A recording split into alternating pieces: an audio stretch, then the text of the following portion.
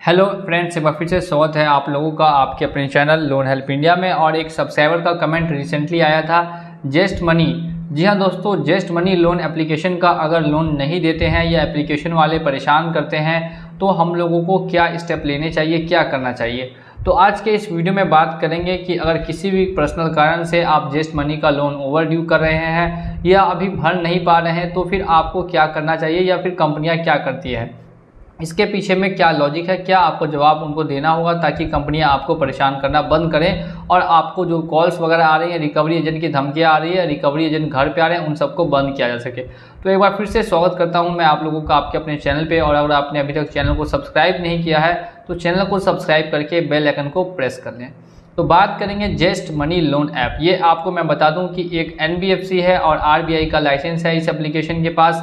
अगर आप इस एप्लीकेशन से लोन लेंगे तो आधार कार्ड, पैन कार्ड को वेरिफिकेशन करने के बाद वो आपको सिविल में भी शो होगा।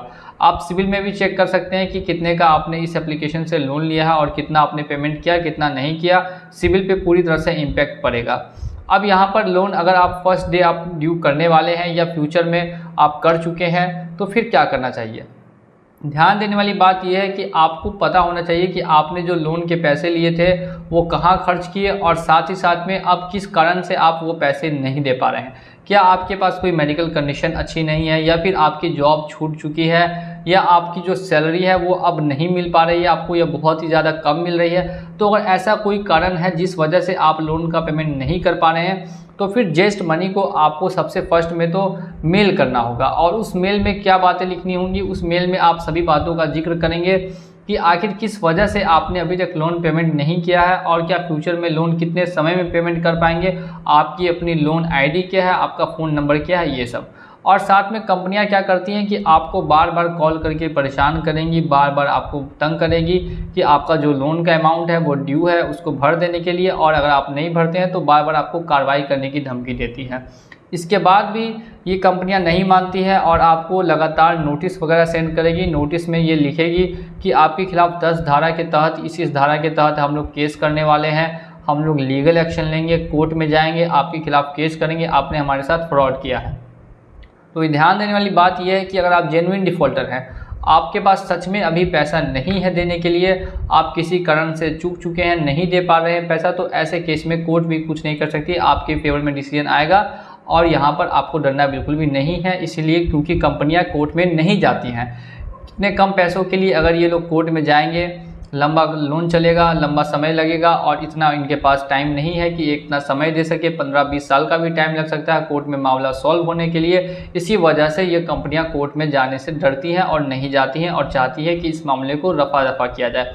अब ऐसे केसेस में कभी कभी देखा गया है कि कंपनी के एजेंट्स ही खुद लॉयर बन के कॉल करते हैं कस्टमर्स को कि मैं लॉयर बोल रहा हूँ, हाई कोर्ट से बोल रहा हूँ, या फिर थानेदार बोल रहा हूँ थाने से। तो ऐसा कुछ अगर आपको कॉल आता है तो इन सभी कॉल पर आपको बिल्कुल भी ध्यान नहीं देना है, ये सभी कॉल्स फर्जी होते हैं।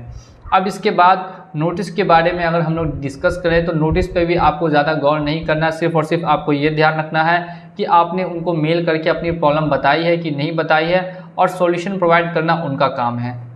अब कंपनी को डराना कैसे है इसके बारे में डिस्कस करेंगे। जी हाँ दोस्तों, कंपनी को आप डरा सकते हैं, कंपनी आपको डराए उससे पहले आप भी कंपनी को डरा सकते हैं। आप कैसे डराएंगे तो मैं आपको एक सब्सक्राइबर का केस बता रहा हूँ, ध्यान से सुनिएगा, बहुत ही मजा आएगा आपको सुनने में। तो असल में हुआ ये कि उस कंपनी ने क्या किया कि कॉन्टैक्ट्स पर कॉल किया। ये लोग पहले तो धमकी देते हैं बार बार, तो आप उनका रिकॉर्डिंग करके रखें, हमेशा जब भी कॉल आए तो रिकॉर्डिंग कर लें कि आखिर वो क्या धमकी दे रहे हैं। अगर वो आपको धमकी देते हैं कि आपके कॉन्टैक्ट पर कॉल करने के वाले हैं या कॉन्टैक्ट पर कॉल करके उनको गलत बोलेंगे, ऐसा कुछ भी, तो इस केस में क्या हुआ था कि कॉन्टैक्ट पर कॉल किया गया था और उसके साथ बहुत बदतमीजी की गई थी कॉन्टैक्ट के साथ। तो ऐसे केस में उस कॉन्टैक्ट ने उसकी जो कॉल थी वो रिकॉर्ड कर ली और इसी कॉल के रिकॉर्ड को, प्रूफ को RBI को मेल किया गया, RBI को सेंड किया और उसके बाद उस कंपनी को सेंड किया, जेस्ट कंपनी को सेंड किया कि देखिए आपके एजेंट ने इस तरह से बदतमीजी की है। तो इसके बाद कंपनी भी कुछ नहीं कर सकती, उसने उसकी बात मान ली और जो भी उसका सॉल्यूशन था वो प्रोवाइड किया, कहा कि जब आपको पैसा हो तो आप भरिएगा, हमारी कंपनी की तरफ से आपको किसी भी तरह की प्रॉब्लम नहीं क्रिएट की जाएगी।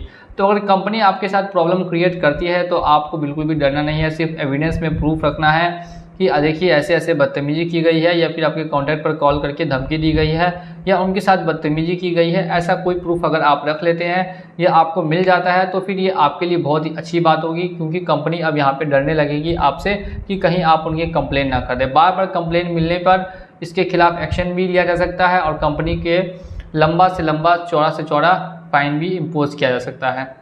इसीलिए कंपनियां यहाँ पर आपको परेशान नहीं करेंगी अगर आपके पास प्रूफ हो जाता है तो। और इन केस में अगर प्रूफ नहीं भी है तो भी कंपनी को 2-4 बार मेल करके पूछें कि क्या आपको टाइम देने के लिए तैयार है। अगर टाइम देने के लिए तैयार नहीं है तो पूरी तरह से आप इग्नोर कर सकते हैं। जब आपकी फाइनेंशियल कंडीशन अच्छी हो जाए तो फिर आपके पास 2 ऑप्शन बचते हैं। एक ऑप्शन होता है फुल टाइम पेमेंट करने का और दूसरा ऑप्शन होता है 1 टाइम सेटलमेंट करने का। दोनों में से जो ऑप्शन आपको सही लगे, अगर आपके पास पूरे पैसे हैं तो पूरे पैसे भी दे सकते हैं, अगर 1 टाइम सेटलमेंट करना है तो 1 टाइम सेटलमेंट भी कर सकते हैं। वो आपके कंडीशंस के ऊपर डिपेंड करता है। फिलहाल तो कंपनी आपके साथ कुछ भी नहीं करने वाली है। जो सिर्फ एक्शन आपके खिलाफ लिया जा सकता है वो ये है कि जो आपका सिविल स्कोर है उसको डाउन करती रहेगी। लगातार सिविल में रिपोर्ट करने से आपका जो सिविल स्कोर 750, 800, 850 पॉइंट का है वो 600, 650 या 500, 550 पॉइंट्स तक भी गिर के आ सकता है।